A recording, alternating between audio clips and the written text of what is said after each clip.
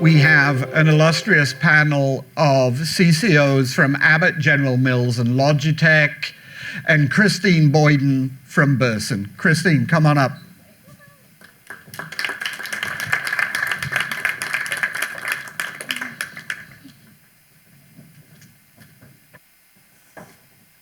Spoiler alert, I don't think that we're going to provide all the answers,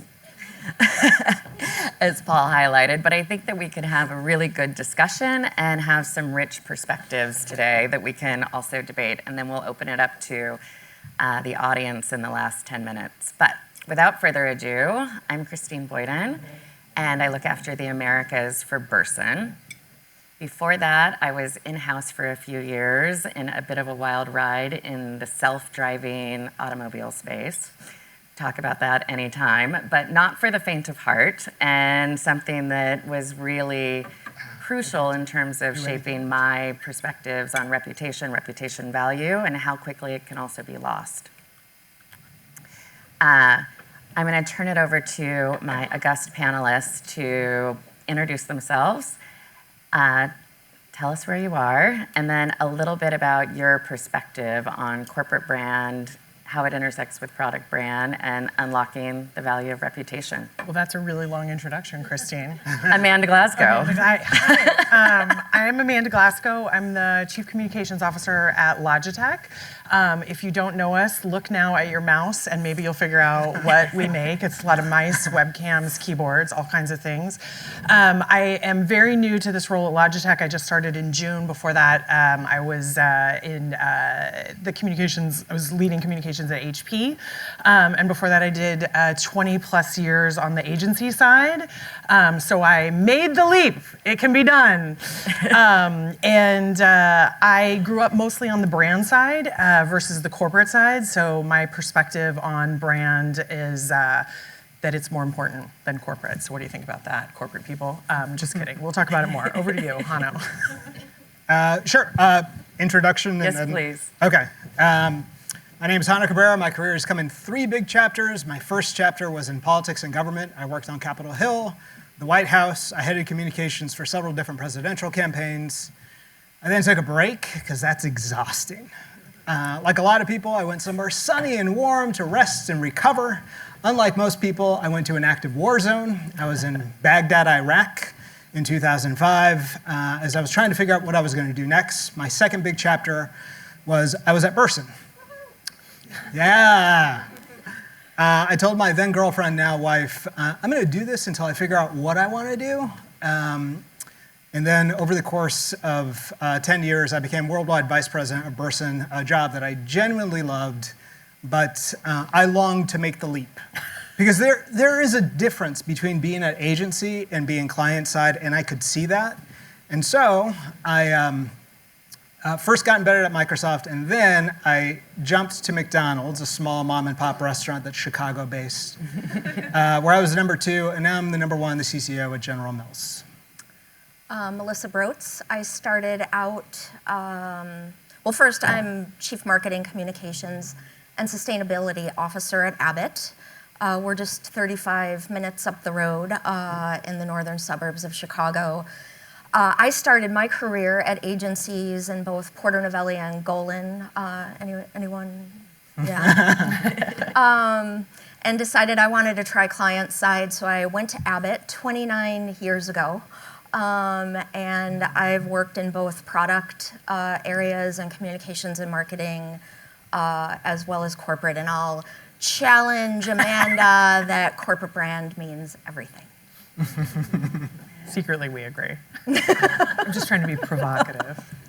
I think you're off to a good start. All right, I'm going to turn it to you, Amanda. Okay. You're at Logitech. Okay, yes. Where the corporate brand and the product brand are almost always the same. Yes. For the majority of your portfolio anyway. Yeah. How do you think about that play between corporate brand, product brand, and how it relates to reputation at large? What an excellent question. So, yes, you're right. At Logitech, we are Logitech, and the vast majority of the products that we make are Logitech. There's some small exceptions to that. But actually, we have a relatively new CEO who started almost 2 years ago. And one of the first decisions that she made when she came to the company was to decide that we were going to be a single brand company. So instead of being Logitech and Ultimate Ears and Wonderboom and Jaybird and Yeti, which are all brands that we have, we are slowly migrating everything into a single Logitech brand. And I think the advantage of that is we only have one brand that we have to talk about, and your marketing dollars go a lot further, your efforts go a lot further. The risk is, as we've been discussing in our kind of panel prep, is you don't have one or the other to hide behind if something goes wrong, right? So the way that I try to think about it is the brand is the promise that we sort of put out to the world.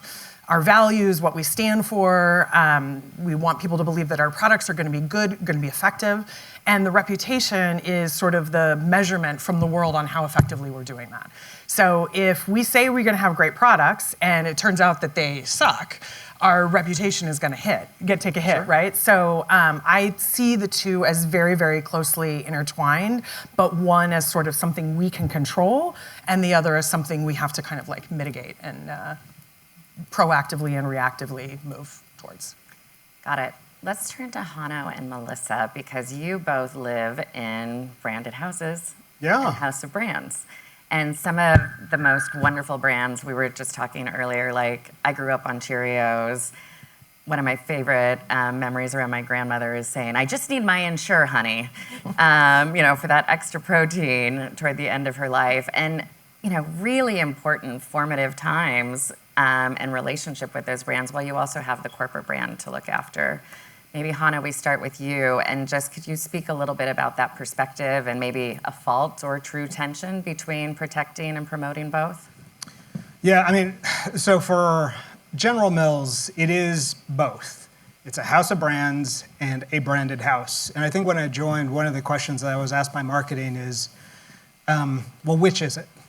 And coming from politics, I just don't see the tension. The reality is most campaigns win if they're very clear on what they're communicating to who. And when it comes to General Mills telling our sustainability story, or that we use 100% recyclable energy, or that our packaging will be 100% recyclable, most consumers actually don't care about that. But when we're talking to investors or regulators or policymakers, they want to hear the enterprise story. When it comes to consumers, I agree, it's the brands that matter most. Unlike Logitech, our brands are probably better known than the G and the heart. Mm-hmm. And so there's that balance that you have to strike. I would generally agree with Jano, but maybe I will add to that. I think, I'm going to get a little wonky. I think you have to define your corporate brand and what it means, and then understand your product brands and how they confer value to your corporate brand and vice versa, right? And what that relationship is going to be to define your go-to-market strategy, right? I would say that we haven't been able to separate or hide behind, product brands can't hide behind a corporate brand anymore, right? And corporate brands can't hide behind a product problem. And we see that over and over and over again. You could do that maybe when I was first at Porter Novelli in the early 90s, but you can't do that anymore. People are smart about brands. Social media is everywhere. Journalists will talk about the company. And we see over and over again, if you study any crisis, that often it's the corporate brand that gets the harder hit than the product brand, because they hold the corporation responsible for the actions that either led to the crisis or hopefully are fixing the crisis. So I just think it's inextricable, no matter, branded house of brands. I don't think you can talk about it the same way you could 20 years ago or 30 years ago. It's just combined. No, we don't have that luxury any longer. Yeah. Jano, You mentioned Baghdad and your political experience and presidential campaigns. Yeah. How does that inform your perspectives, maybe particularly when it comes to audiences in your current role? So I can't help but think through a political lens with everything that I do. I will give you my view of how I think about the challenge for corporations today, and I will use politics as basically an analogy for this. I'll start by taking us back to 20 years ago. So 20 years ago in 2005, if you were to ask most Americans, do you view yourself as consistently liberal or consistently conservative? About 10% on both sides would say, that's me. The swing was made up of about 50%. Today, so flash forward to now, about 40% of people view themselves, 40% of people now view themselves as consistently liberal or conservative. The swing has shrunk way down. Mm-hmm. Now, there's another thing that's happened. Like when we talk about how divided we are as a nation, more divided than since the Civil War, according to historians, and these are the factors that I think actually impact corporations. Think back to what was also different in 2005 between 2025. True or false? Facebook was the biggest, raise your hand if you think this is true, the biggest social network in 2005. All of you were MySpace users, of course you know that. Twitter really didn't exist. And when we talked about channels, we were talking about TV channels, not the omni-channel world that exists today. These factors are big in politics. They've divided us in a significant way.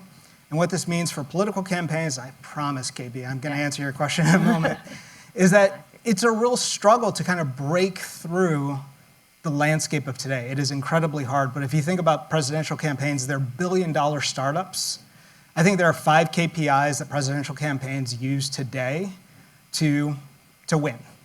One is like, how are you framing this election? You guys know what Make America Great Again is. Whether you agree with it or not, you know that framework. What's your bio and how does it connect to people? You could be the outsider who's going to change things up. Now, because it's so fractured, those are no longer enough. Those are holdovers from previous presidential campaigns. Now it definitely comes down to targeting. Are you smart enough to target? What are the issues, that's the 4th KPI, that you're going to wage this war on, that you want to be known for? And then 5th, what are you saying about the opponent? I think all of these are lessons for corporations. Like, what is that Uber framework you want people to know about your corporation? How are you defining yourself, like the issues that matter? Volvo, for example, like drilled into people. We're safety first, right? These are choices that corporations can make, and to the extent that we take on the competition, like what exactly are you choosing to take the competition on? So I think that these are examples from the political world, the political war rooms, that get applied increasingly in the corporate boardrooms because just the landscape that we're living in is so fractured. And the challenges that apply to one apply to both. I could talk about that all day. Yep. But for the good of the panel and the good of the order, we will move on. Yep. Melissa, you have the unique role of being CCO, CMO, Chief Sustainability Officer, all in one. How do you think about the way that you shape your team, the org, your message? How do you unite those to make it a holistic narrative? And where are some of potentially the pitfalls, since so many in this room report into one or the other of those roles within organizations? Yeah, I mean, I think I would say the opportunities are that you can have integrated teams on everything. And we do. We have integrated teams on almost every initiative in almost every part of my organization and in our businesses. Comms and marketing are like this. I I think you have the opportunity then, though, not to play a role.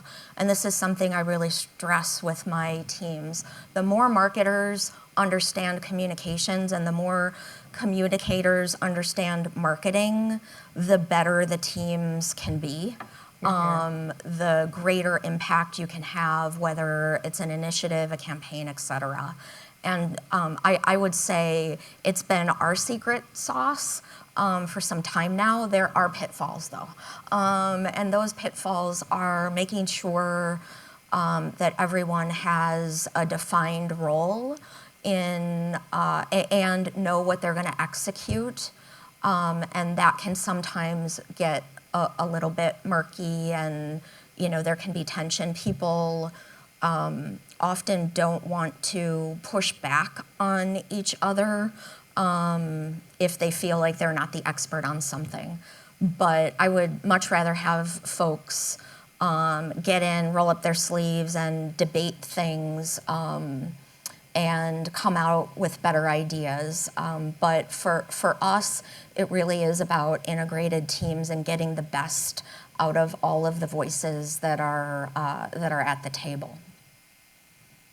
It's helpful. Let's change gears a little bit and talk about our friends, the investors.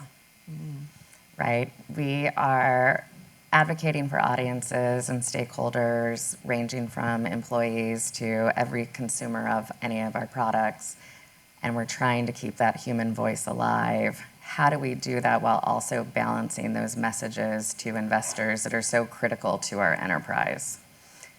Melissa, maybe let's start with you and work our way back. Sure. I would say, first of all, investors are really smart. This isn't, I don't think there's not an argument about whether corporate brand matters with most investors. I think they understand that it is, because it's the essence of how a company will behave, right, in any situation, whether it has a product issue, a governance issue, et cetera. And I think that's one, working on the sustainability side, investors ask us a lot of questions about sustainability, which is not just environment, right? It's also about our governance and how we serve our customers, et cetera. So I think that they are really smart. They know the value of a corporate brand, and it's important to keep them informed about the various issues that you face. But obviously, a key stakeholder, if not the key stakeholder, for your ability to be sustained as an enterprise. Jano? Yeah, I would agree. I would just add to it, and this is me stereotyping investors, that most of the investors that we've talked to, they lead the conversation by looking at their Excel sheet, and then they update their model. And if I'm being honest, that's their job. They're just trying to figure out, where should I rate you guys? Mm-hmm. If that's where you leave it as a communicator, I would honestly say you're not doing your job, because that's primarily how they're looking at a corporation. But they're also swayed, as we all are, by language and narrative. And if it just came down to models, we would just put out earnings and that would be it. The reason why all investors go to investor days, go to big podiums like CAGNY, is that they actually want to see and hear leaders to better understand, about the 10%. Am I gonna nudge these guys forward or back? Mm-hmm. And I think that's where the outsized role communications can and should and does play, and sitting down with IR teams and saying, what is it that needs to sing here? Mm-hmm. Amanda? Yeah, I just want to add one other thing, which is I want to echo what Melissa said, in that I think too often, I think two things can be true at once, right? So I agree with Melissa that investors are not stupid, right? They understand the value of brand, and if you have investors that don't, then go find new investors. I also agree with Jano that we do have to be more targeted in the way that we communicate to all of these different audiences. But I think maybe the part that's left unsaid is investors are also, at Logitech, I think about this, investors are also gamers. right? Investors also have to have a not ideal work experience, crowded with your T-Rex arms on a plane, and they still need products for that. So we have to be able to do more than one thing or deliver more than one message at once. So to your point, yes, the model, yes, the spreadsheet, yes, EPS, yes, all of those things, but also if an investor goes into a store and has a great experience with our brand, that's a little bit of that secret sauce. So we have to be able to do two things at once. Maybe one re-entry here, back to your political analogy, right? Your management team and their credibility is probably number one, right? Because every company will have ups and downs. So the question is, do your investors trust your management team and the way that you solve problems? And so from a communication standpoint, how critical is it to keep that credibility of the management team and their problem-solving skills? And you can do that with narratives, but again, I'm big on actions versus words, right? Narratives are super important, don't get me wrong, but you have to have that credibility, and the credibility does come from management, right? And managing through things. Couldn't agree more. One line that I've always used, particularly in crisis situations, is you can't talk your way out of something you behaved your way into. And you have to behave your way out of it, so couldn't agree with you more. Let's talk about employees, that easy, monolithic group that we all serve every day. I think employee engagement and internal comms has radically changed, and the uncertainty in the world, to Jano's point, has exacerbated that and made it all the more complex. When you are thinking about your mix and messages, how are you factoring that really important group? Because I think the corporate brand, obviously, as well as the products that they're working on, really is at the heart of attracting, retaining, inspiring them every day. Jano, maybe we start with you. Yeah, sure. When I think about employee engagement today, it's so different than what it was way back when. I'm not going to reveal my age, but so the CEO of Microsoft held a town hall, and an employee stood up and basically lambasted him. And in so many ways, I think of tech as the canary in the coal mine, because I think increasingly that is the experience that all of corporate America is going to have. You're seeing it first in tech, but that wave is coming everywhere. Employees have a voice, and they're using it very clearly and directly with senior leaders. When I think of the corporate brand specifically, I think you get in trouble when employees feel that the corporate brand is at odds with the tensions of today. And boy, is that strained across the board. I'll give you an example. At General Mills, after the murder of George Floyd, which took place about 3 miles from our headquarters, we had earnings the next day, and Jeff Harmony, our CEO, was the first CEO to say Black Lives Matter, which employees loved, right? Like they see our leaders speaking out and they embrace it. But flash forward several years, inevitably there's going to be something where they feel that there's a disconnect or dissonance between what they want to hear from a leader and what the leaders are saying. So for example, when October 7th happened, we had a number of employees who wanted Jeff to speak out, one way or another. And he didn't. But from their perspective, they were seeing it as a tension between the corporate brand and how we speak to employees, and they would point to how outspoken he was in George Floyd.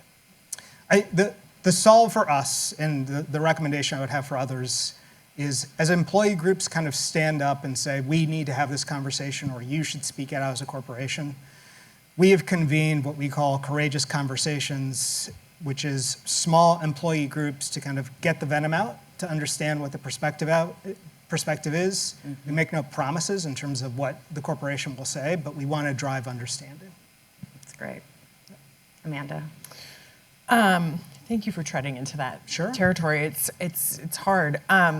Yeah, I think as divided as the world is right now, I think if you think that your employee base isn't that divided, you've got your head in the sand.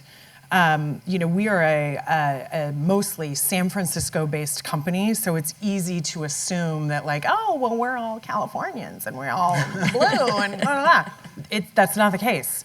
We have people all over the world who disagree, and I think I have come to Logitech again very recently, so we have yet to have sort of one of these watershed moments. So you guys can check back with me and see how I do. But I think the thing to remember is you have to be clear about where your company does and doesn't have an obligation and the permission to speak. And I think that it is easy for companies to get caught up and in sort of like cultural waves and feel that they want to get pulled into conversations. But for Logitech, for example, our CEO has gone on the record many times as saying 2 of our founding values as a company are sustainability in the environment and equality. And so when those issues come up, she will speak out. But if it's not in that space, I'm not sure anybody needs to hear from us. And sometimes, to your point, Jano, employees are asking, but why aren't we saying something about this? Why aren't we getting involved in this? And I think the answer has to be we don't have permission to have an opinion on this as a company. You're welcome to have whatever opinions you want. I love the idea of courageous conversations. Maybe I'm gonna steal that from you. Yeah. But there has to be a clear playing field, I think, for companies. Yeah. I would agree entirely with Amanda on that. I think we have 114,000 employees in 160 countries, and so sometimes we get focused on the U.S. and the divided U.S. Well, multiply that by 160 countries, and you are going to offend someone about every topic, right? So, I would say, we have spoken to our employees about various issues over time, but I would say that in general, we focus on uniting our employees around our purpose, right? Helping people live healthier, fuller lives. And we have a customer pledge, and we have a week every year where we sort of celebrate our commitment to our customers. And no matter who you vote for in the voting booth, no matter what culture you represent in the Abbott world, we have a common purpose and a common commitment. And the work that we do in our communities and everything is something that we really emphasize to our employees, and that does make them proud, and that is what we do together. And I think whenever you can unite your employees around something, take that opportunity to do it, because they're just like the rest of us, right? They're just like the rest of us in the country and in the world right now. Melissa, I'm going to stick with you if you don't mind. I want to talk about corporate brand and resilience. I think the whole room can agree resilience is something that we need these days, professionally and personally. But let's speak specifically about the corporate brand and its role when navigating a product brand issue or crisis. Can you speak to those complexities and trade-offs and help folks understand how you've navigated some of that? Sure. So back to what I said earlier about you can't really dissociate a product brand from your corporate brand. And I think, whenever you pay attention to any reputation survey, right, the quality of your products and services is always the most important factor in your reputation, right? So if you have a problem with a product, that's sort of like your compact, I think, with your customers and with society. And so you have to take every action to resolve that. And I would say in any issue that you have as a company, right? Actions, actions, actions. I would say one company that doesn't come up a lot when you talk about handling a crisis well, but I'm going to go to Samsung with their lithium battery issue, Samsung Galaxy 7, I think it was. And anybody here represent Samsung, or, you know, it's a great brand, right? Even though I have an iPhone, but a great brand. And, you know, they took a massive financial hit to resolve that issue. They didn't hide it. They didn't try to spin it. They just went out there and fixed it. And the next version, right, was the best-selling phone in the world. And so I think it's just, as a corporate brand, as a CCO, as a communicator, your number one job is to preserve your company's freedom to operate. Yes. And that means you have to maintain trust above all else in any situation, and you have to have truth. And hopefully we all tell the truth, but learned this morning that one company didn't, and it doesn't exist anymore, right? So I would say that's job number one. Truly could not agree more. Jano, let's talk about what happens before the crisis. How do you think about preparation before challenging times hits, as you think about how to invest in making sure your corporate brand is resilient when it does? Because we know something will happen. Yeah, it's so much of the job of communications, I think, is playing chess, not checkers, trying to think several moves ahead. And I think when it comes to the corporate brand, going back to the question that you answered, Melissa, you have to get ready for that crisis before it hits, because I think that the tension that comes is when that crisis does hit, you have to acknowledge that you're going to get very tempted to just respond to the crisis, and you will lose sight of the corporate brand. And the value of running these exercises ahead of time is that you can begin to have some perspective before you lose it. The example that I'll give, and I know that there are fine folks here that either work at McDonald's or represented McDonald's. I worked at McDonald's, so I think it's okay for me to give this example. Yes. When Super Size Me came out, I understand why McDonald's responded the way it did. You have questions about our food, we're going to answer questions about our food very openly and candidly on our website.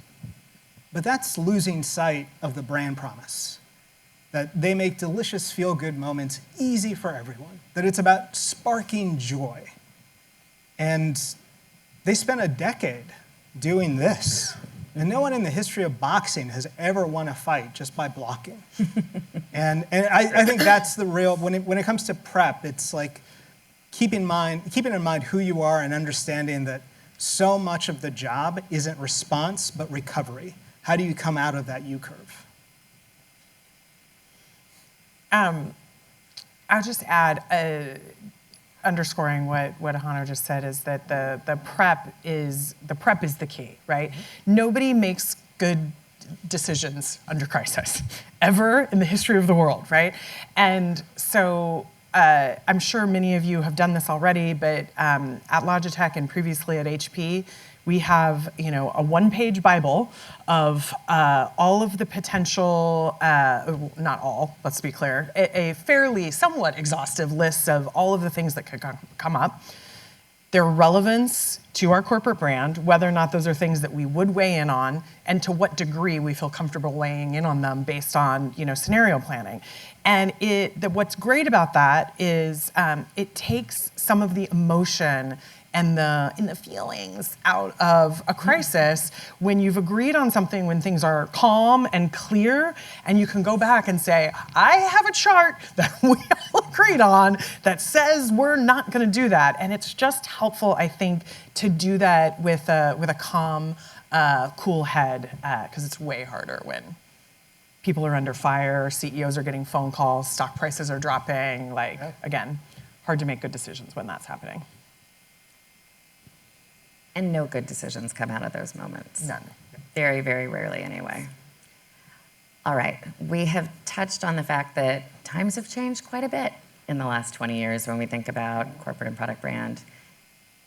Let's go across the board on new influencers, new partnerships, new capabilities that the three of you are considering to set yourself up for sort of the next chapter of these really important brands. Amanda, maybe let's start with you and we'll work our way across. Sure. So I think one of the things that that my team is kind of actively working on right now is governance, for lack of a better word, of AI.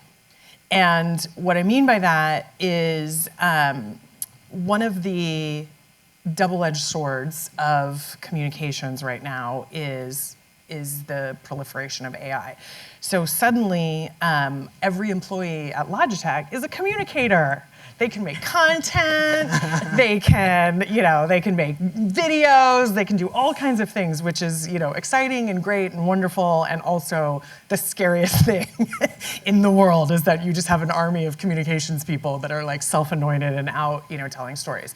And so we are literally right now engaged in these like really heady conversations about what is the governance, what are the restrictions, what are the things that we can do to better enable people to make content that is great, that is on brand, that does talk like our company talks.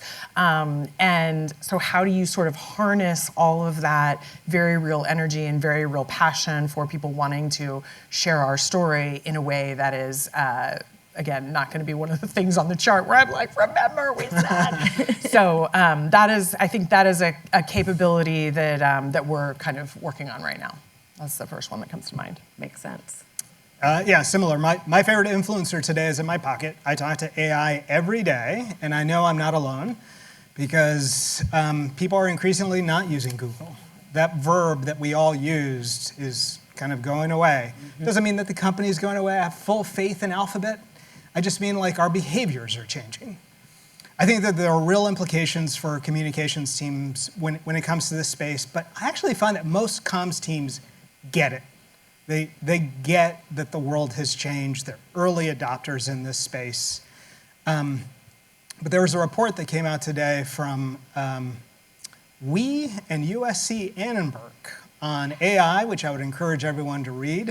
I'm not just saying that because Melissa Wagner is right here in the front row, but because I have read it already, and it's well worth reading. It's 10 slides. But one of the things that you might see is this divide between understanding that this is an important thing and actual action, taking action in this space. One step that I would encourage communicators to take is you might get it, but does your C-suite get it? Have you taken the time to present at SLT if you sit at that level and discuss what the long-term implications are going to be for your function? Because I remember when I came to General Mills and I said, why do we have a corporate blog? Who reads the corporate blog? How much time are you spending on the corporate blog? We got rid of the corporate blog. We need to bring back the corporate blog because the tool reads the corporate blog. That's right. And it's a way of refreshing the content. But again, the world has changed, and I need my peers to understand that because I'm going to make changes, significant changes to my team to match the world of today with AI basically guiding my hand. Yeah. And Melissa, I know you have a keen interest in this as well, so would love your perspective. Maybe I'll start out by just saying, remember that people are going to crave humanity, and we are the function that gives them humanity, whether it's in our social channels, responding on the phone, with our products, services, et cetera. And so I say that because I'm about to say a few other things, but I mean, humanity is going to be really important. It is, and people are going to tell the difference, especially younger people. They can tell the difference between AI and reality, right? So again, there's an opportunity or a challenge of losing trust, right? If you go too far down the road too fast, as we're seeing with some backlash to some ads for Christmas with Coca-Cola, Yeah. a brand, by the way, that I love. I would just say, though, that if we don't get on top of this and stay ahead of it and think ahead, as both of my peers have said, we will be doing a big disservice to our organizations, right? We have AI principles. Many of our products use AI. We have devices and diagnostics, so AI is embedded in them. So we have products that have AI in addition to the enterprise use of AI. So we have some very strong AI principles that we're focused on for the entire company. And then we have marketing and communications AI guidelines, which I expect to evolve over time, right? So I think that's one thing. I think the governance that you mentioned is really, really important. But imagine, and this is where I get excited, imagine how much faster we can get at things that take hours and hours of our time, especially agencies, right? But also in-house. And, you know, it's interesting. I was traveling on the road. I needed to understand a competitive situation, like their visibility. Like, what happened with that company, right? I called my colleague. She's like, well, I'll talk to Insights. She just used ChatGPT. I had that answer in 5 minutes.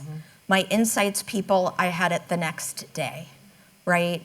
So number one, if you manage an Insights function and they are not at the leading point with AI, that would be, I've completely changed how I've done in how we're thinking about insights based on AI. But we can save time, we can become more strategic, we can focus on how to have better impact, and hopefully even greater creativity. And so, you know, the good news is, I think we all think we're behind. I know so many peers of mine that I talk to, even CMOs, you know, feel behind. But when you get together in a room, we're not so far behind. Maybe the tech bros are, you know, further ahead. But other than that, we're not all so far behind. We have to attack it responsibly, but we have to get at it so that it can help us be more impactful and better. But again, humanity.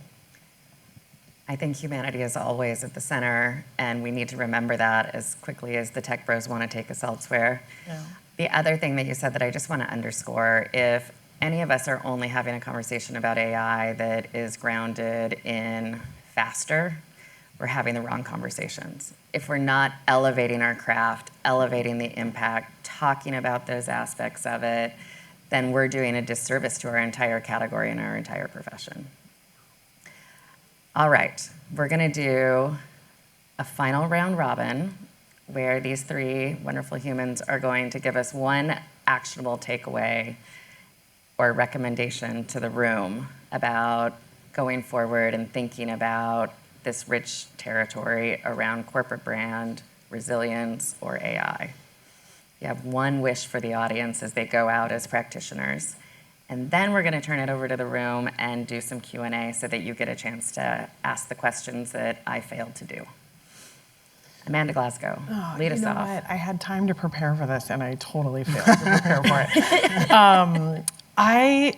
I would say the thing that has become most important to me in my role as a CCO is constantly challenging, and we talked about this at the beginning, the belief that people that any person only needs to be communicated to in one way, and that groups of people are monolithic. I think that's more true now than ever. We are a company that has a very strong B2B business and a very strong B2C business. And I am always the annoying person in the SLT meeting who's like, we can do both at the same time. We can talk to consumers and we can talk to business leaders with similar messages and similar words. In fact, that's, in my opinion, the best way to do it. And I love when we've talked about this and when it came up in prep, your brand has to mean something as a product brand, a corporate brand, but something that is equally resonant to gamers as to IT decision makers, to employees, investors, so on and so forth. So it's got a big challenge. Yes, we failed to make this actionable and quick, Kristine, but my CEO is fond of saying the Logitech brand has broad shoulders. So if you can communicate to a CIO and his or her 11-year-old gaming child, then you're doing something right. So. That's right. Jano. So my wish for future CCOs or agencies that partner with them, it's a little bit of a depressing one. I think the world has become more political. I think it's become more divided. If you just think about how this function has evolved, a few years ago, we were elevated because of the pandemic. I think we've stayed elevated for the most part. But increasingly, if you look at this job, it's becoming less Chief Communications Officer and more Chief Corporate Affairs and Government Affairs Officer. If you look at the head CCOs for really big corporations, the red thread across them is like they come with a political background. Sometimes it's red, sometimes it's blue. It doesn't matter, they come with a political background. So my wish for you is at a time in which we're very divided and both sides have this thought bubble over their head looking at each other, which is, you don't get it. I want you to become more deeply immersed in politics and policy, because I do think that it matters so much for this position, and that's not going to change. It's only going to accelerate. I have a book. This will be the last thing I'll say, and then I'll happily hand it over to Melissa. I have a book, which is the Handbook on Public Relations that was written in the 1940s. So much of what's in that book still applies to today. The hot tech at the time was you can do satellite to Japan, satellite interview to Japan. Like, new tech is always going to emerge. What's missing from that book is advising CEOs on what to say and when to say it on political issues. Like, that is very different, and that's not going away. So unfortunately, the world sucks, it's politically divided. Dive into the pool, because you're going to need to do it. Woo. And on a happier note. Wow. Bring us home, Melissa. Well, I'll add to that, because I actually agree with you, Jano. I think the one part of our jobs that perhaps we underestimate is that the world is not a nice place, and we have to survive, right? And we have to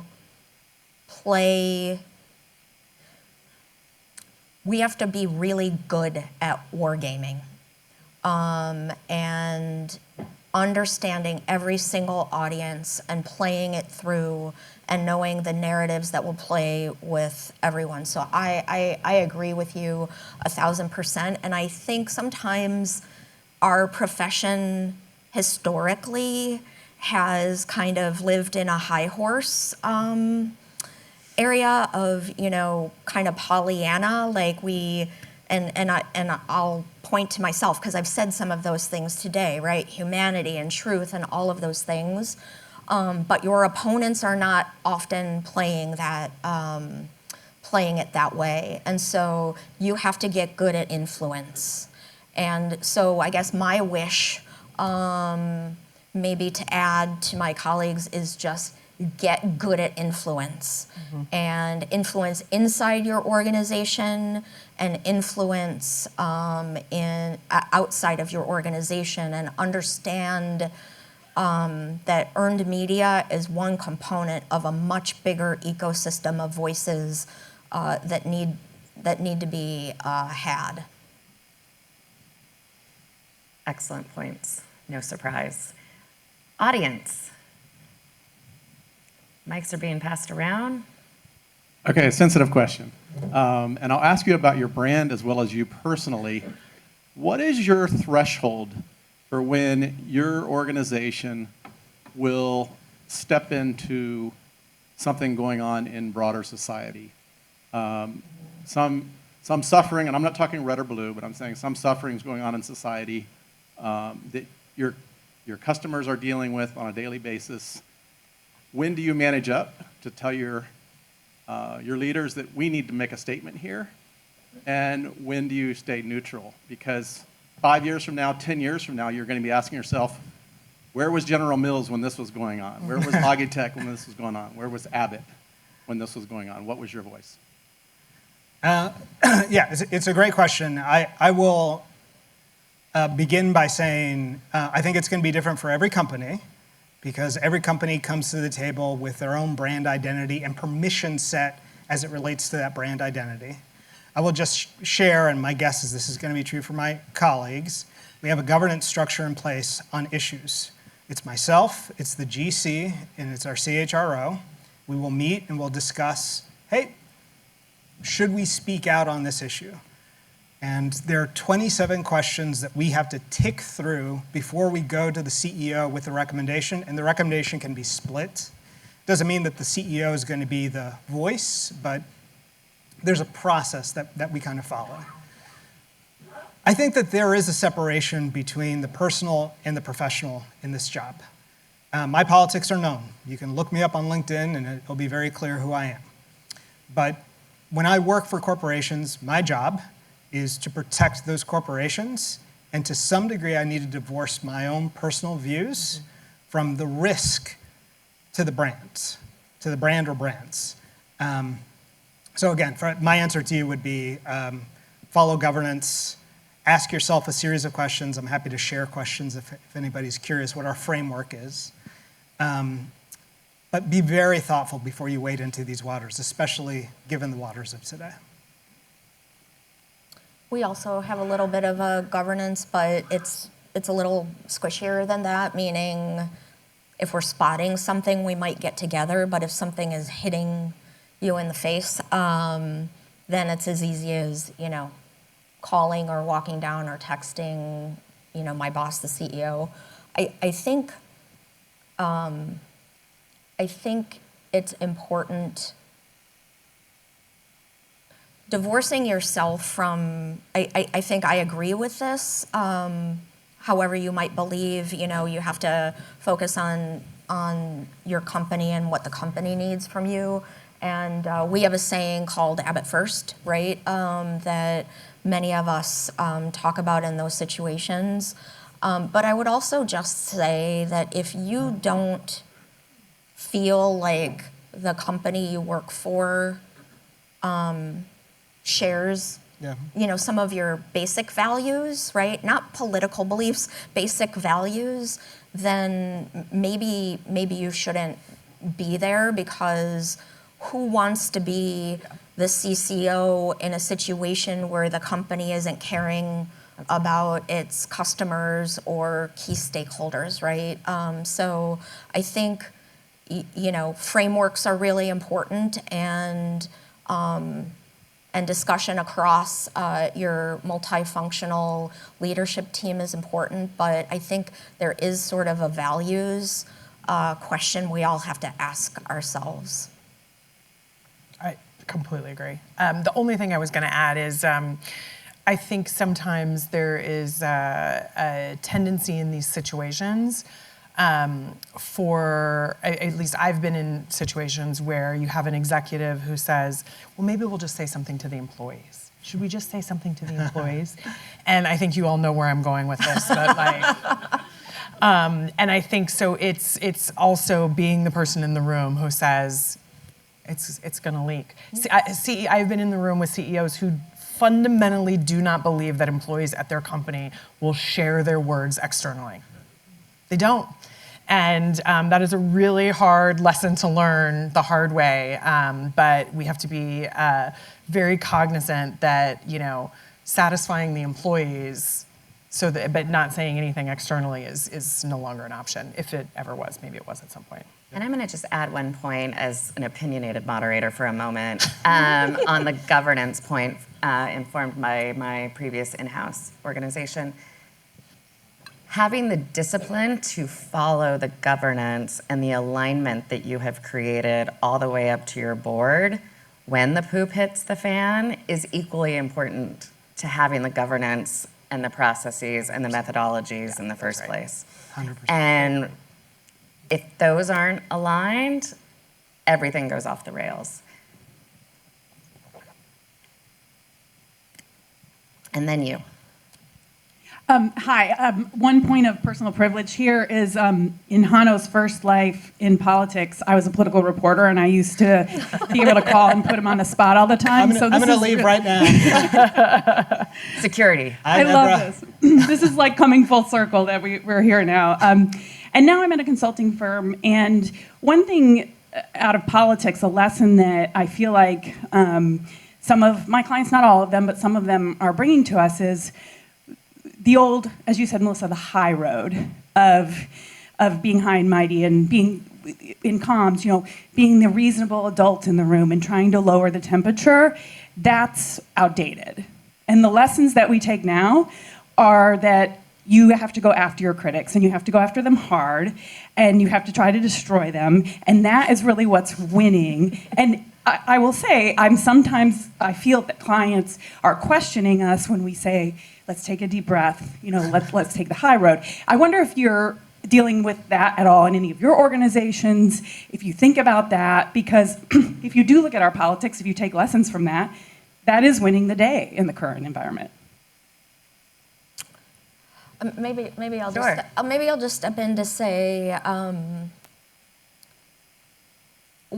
if you're getting advice, to go attack and your opponents publicly, I would just say you have to really think about the implications of that, right?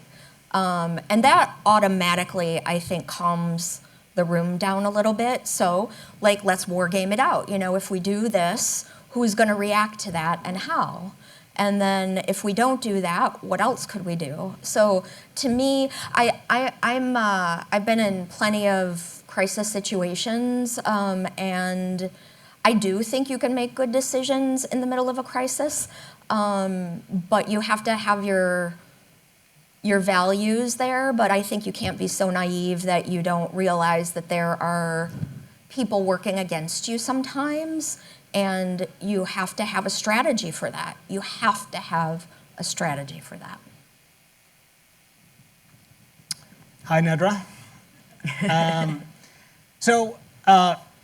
First, in terms of my own personal situation, the fine people who make Cheerios are not angry. They're not looking to scorch the earth for any critics we might have. I constantly refer to it as like Smurf Village. They're way too happy. But I get the gist of the question. I would say that there are times in which a company actually should respond to its critics with force. And a good example I would say that kind of came to mind was Microsoft was accused of bringing the global internet down because of xCloud. I'm going to turn to Melissa here, but it actually wasn't them. And Frank Shaw, who is the Chief Communications Officer of Microsoft, very forcefully took to LinkedIn and was just like, this reporting is inaccurate.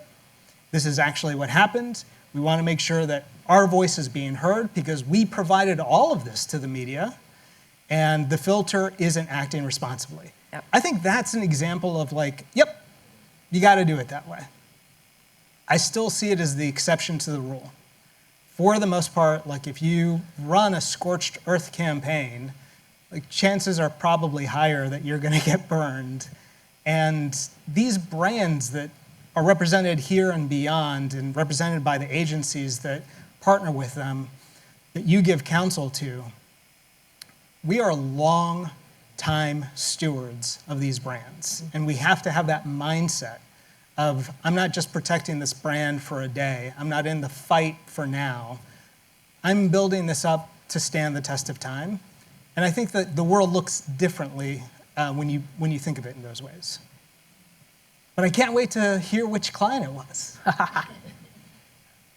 I'll add just with 24 seconds left. We have to be protectors of the brand, and we have to be protectors of the truth. I think the Microsoft example that you gave is a perfect one, where when falsehoods are being, propagated against us, I think that is the role of communications, to stand up and say, like, I'm mad as hell and I'm not going to take it anymore. But it's brand and fact, and being the stewards of fact. Is there a time in the world where that was more important? We need people who believe in facts, believe in real information, and I think that is an important part of our job. Melissa, you have one more thing to say. My re-entry is just that some people have so much power and they come after you with falsehoods, and if you stand up to them publicly, there's going to be blowback. So back to wargaming it out. I just want to give a big plug to Alan Kelly, the late Alan Kelly. There's been a bit of a Page versus Alan Kelly thing that went on for a while, but he wrote a book called I think it was The Elements of Influence.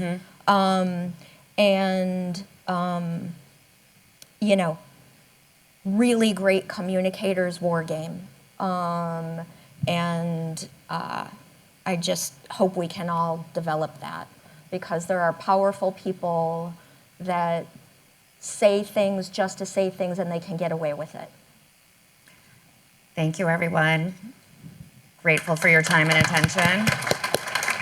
Thank you to my panelists. Thank you. And I just also want to say, I love this note that we're ending on. Yes, the wargaming, but being stewards, not just for the tyranny of the day or the moment or the second, but for years and decades and or generations to come with some of these brands that we have the privilege to represent and steward through such volatile times. So thank you for being such great exemplars of that.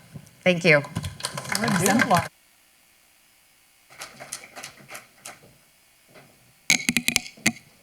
Thank you, guys.